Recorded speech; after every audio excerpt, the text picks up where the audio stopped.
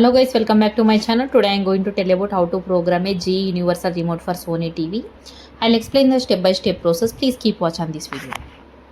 For the first step is find the code by removing the batteries of your GE universal remote and looking inside the compartment. You will find the version and remote codes there. Then next you have to turn on the programming mode on the remote. For this you need to press and hold the setup button until you see a red light. After you see the red light, you have to select the button of the device you want to use the remote with. For instance, you want to use the GE remote with a Sony TV, then press the TV button. After the selection, the remote might blink once. After the remote blinks, input the device code that we found in previously what I explained. Once you have entered the correct code and remote will be turned off. To see if the programming was done correctly, point the remote at the device and try turning it on and using other buttons.